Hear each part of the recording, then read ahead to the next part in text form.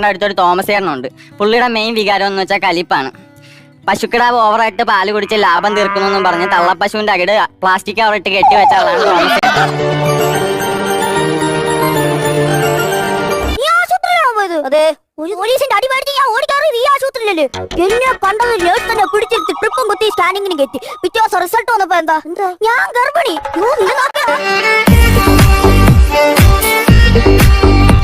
പിന്നെ ഞാൻ പ്രമോട്ട് കറക്കി എറിയും. അങ്ങനെ നേരത്തെ പറയണ്ടേ? നീ പിടിക്കും, ഞാൻ ചാടാം. അല്ല, എനിക്ക് മനസ്സിൽ പൊക്കി എറിയാനുള്ള ബലമില്ല. നീ ഇങ്ങനെ കിടക്കുന്ന വെച്ചാൽ ഞാൻ പറഞ്ഞങ്ങോട്ട് പോകും. മേലോട്ട് കാഴി പോകുമ്പോഴേ നീ മേലോട്ട് നോക്കണേ, മാസ്റ്റർ പീസ് സൈറ്റ് കാണാം. അയ്യ, ഞാൻ കണ്ടിറക്കി. നീ മേലോട്ട്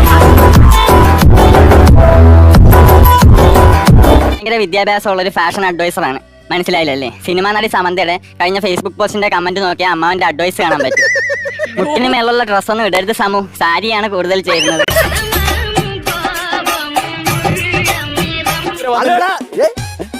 തച്ചോളി വർഗീസ് തച്ചോളി വർഗീസ് അല്ല, അജു വർഗീസ് ആണ്.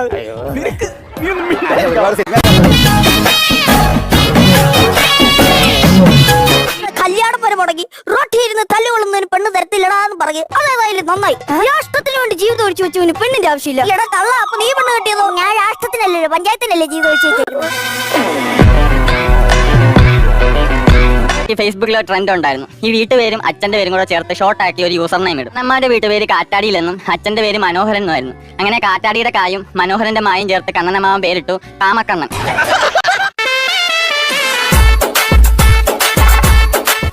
എനിക്ക് ഇതുപോലെ ഭയങ്കര ആഗ്രഹമായിരുന്നു മോങ്ങാനോ. അതല്ലേ ലോകപ്രസിദ്ധ ഡാൻസർ ആവണമെന്ന്. എന്താ പറ്റി? എന്നെ ചതിച്ചില്ലേ ഷട്ടി? അയ്യോ, ന്യൂസായിരുന്നു. അതല്ലേ ബോംബെയിലെ റോബിൻ ഷട്ടി. സതീശ, നീ മേലെ എന്റെ മുഖത്ത് നോക്കി സതീശ എന്ന് വിളിക്കരുത്. സതീശ എന്റെ മുഖത്ത് നോക്കരുതെന്നാ ഞാൻ പറഞ്ഞേ. സതീശ, നീ ഇപ്പൊ ഇവിടെ ഇറങ്ങണം. പ്രസിഡന്റിനെ വിളിച്ചു. പ്രസിഡന്റ് അടുത്ത് എന്നിട്ട് ഞാൻ കയ്യും കാലും പിടിച്ചിട്ട് ഞാൻ പ്രസിഡന്റിനോട് പറഞ്ഞു, പ്രസിഡന്റ് കുറച്ച് ഫണ്ട് പറഞ്ഞാൽ നമുക്ക് ഫിഷ് കൃഷി എന്താന്ന് പറഞ്ഞ ഫിഷ്. എന്റെ ഏരിയസ് അവിടെ ഫിഷ് അവിടെ തിരിച്ചു പറ.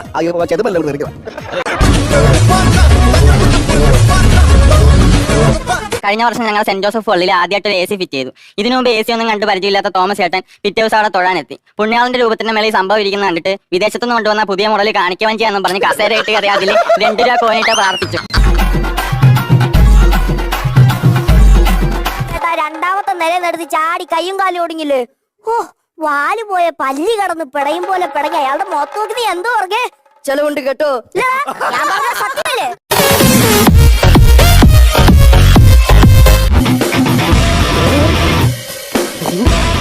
ഇതെന്തോന്ന് മാമാ? ഓ, ഇതെന്തിനു മാമാ? നീ കേട്ടാ?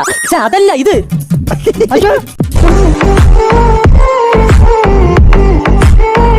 യൂദാസിനെ കണ്ട ഇടയന്മാരെ പോലെയാണ് പള്ളിക്കാരെല്ലാരും കൂടെ പുള്ളിനെ നോക്കിയിരുന്നത്. AC നന്നാക്കാൻ 2000 രൂപ കൊടുത്തില്ലെങ്കിൽ യേശുവിനെ ഒരു കമ്പനിയായിട്ട് പിടിച്ച് കുരിശി തറയ്ക്കുമെന്ന് പള്ളിയിലൊക്കെ പറഞ്ഞു.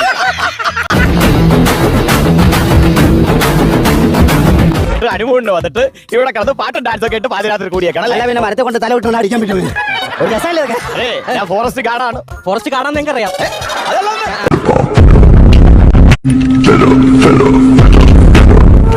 എപ്പോഴും വെള്ളോടി ഇല്ല. അച്ഛൻ മരിക്കാൻ നേരത്തെ എന്താ പറഞ്ഞ?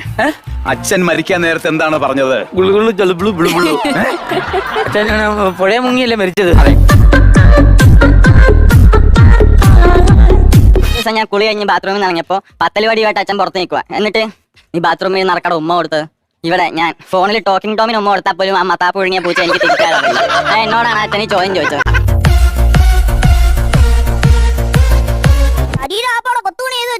നീ ഇത് കണ്ട ക്ലോക്കിന്റെ സൂചി കിടന്നാടുന്നല്ല, ഇട്ട കമ്പിയുടെ ഞട്ട് ലൂസായി കിടക്കുന്ന. എനിക്കിതിപ്പോ തയ്യക്കാരുടെ ടേപ്പ് മടക്കി വെക്കുന്ന പോലെ വെക്കാൻ പറ്റും. കണ്ട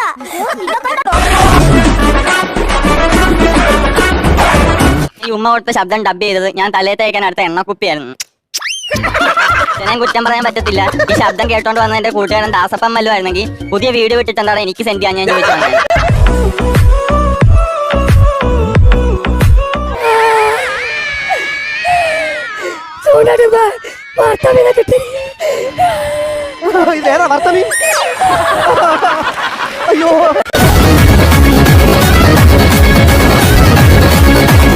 AC ഒന്ന് ട്രൈ ചെയ്ത് നോക്കാന്ന് വിചാരിച്ചു. മാക്സിമം തണുപ്പിരിക്കട്ടെ എന്ന് വിചാരിച്ച് 32 ഡിഗ്രി സെൽഷ്യസ് ഇട്ടിട്ട് ഇന്ന് തണുപ്പ് വരുന്നത് നോക്കിയിരിക്കുവായിരുന്നു തോമസ് ചേട്ടൻ.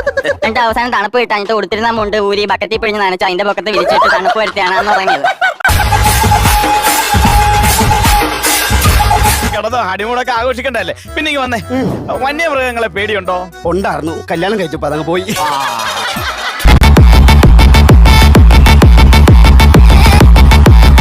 ഒരു ദിവസം പാർട്ടി ഓഫീസിന്റെ ജനലിൽ ഒരു മരം കൊത്തുന്ന ശബ്ദം കേട്ടിട്ട് നീ വേലപ്പൻ നേതാവിനോട് എന്താ പറഞ്ഞേ? എതിർ പാർട്ടിക്കാരോ ടൈം ബോംബ് വെച്ചെന്റെ ടിക് ടിക് ടിക് ശബ്ദമാണ്.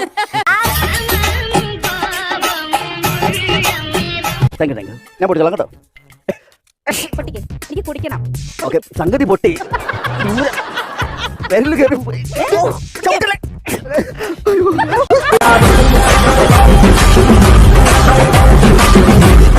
പബ്സിന്റെ അകത്തുനിന്ന് ഒരു തുണ്ട് കവിത കിട്ടി. പബ്സിലുണ്ട് എഗ്, നീയാണ് എന്റെ ഡ്രഗ്, തരുവോ എനിക്കൊരു ഹഗ്. ഇത് കേട്ട ഉടനെ അവള് സോസ് പാൻ എടുത്ത് അമ്മാവന്റെ മീറ്റ് റോൾ എറിഞ്ഞു പൊട്ടിച്ചു.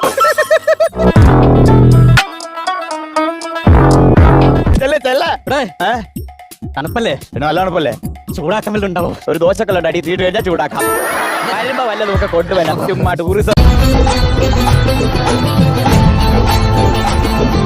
വയ്യാതിരിക്കുന്ന സമയത്ത് അക്ക് കളിക്കരുത്. എവിടെ നിന്റെ കറുത്ത ഉടുപ്പും കൊമ്പുള്ള കിരീടോ? മനസ്സിലായില്ല. എന്റെ ജീവൻ എടുക്കാൻ വന്ന കാലിലല്ലേടാ നീ. നീ ഗ്ലാമർ വെച്ചല്ല മോനെ. നീ അങ്ങ് ഇതെന്താ ഈ തടി രഹസ്യം? എന്താ പറയുക? ഇത്ര തടി എന്ത് രഹസ്യം? എന്താ ഇത്? ഇല്ല, ഒരു പടം ചെയ്തു. പടം ചെയ്താൽ ഇത്ര തടി കൂടുവോ? ഞങ്ങൾ ഫിലിമാണോ തിന്നുന്നേ? അതെ, എനിക്കറിയാൻ.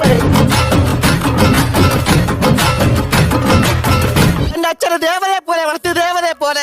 ശരിയാ, വളർത്തിയപ്പോ പൂതനായിപ്പോന്നും മാത്രം. വൃത്തിയായിട്ട് സ്വഭാവം പറയുന്നത്.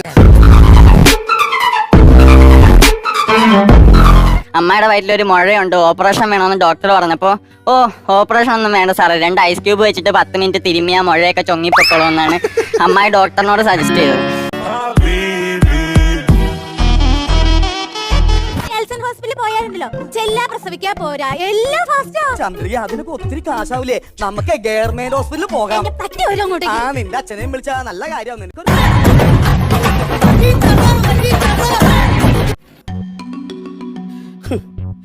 അംബാസിഡറും ലാംബി ഓട്ടോറിക്ഷയും വന്ന് ഇടിച്ച പോലെ ഉണ്ട്.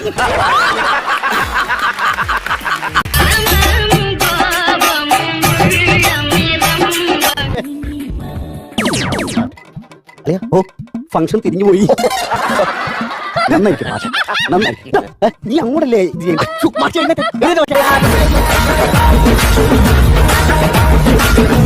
സമാധാനപരമായി നടന്നൊരു സമരമായിരുന്നു. അതിന്റെ ഇടയ്ക്ക് ലാത്തി ചാർജ് എങ്ങനെ നടന്നെന്ന് ഏതെങ്കിലും ഒരുത്തൻ പോലീസിനെ കല്ല് വലിച്ചെറിഞ്ഞു കാണും.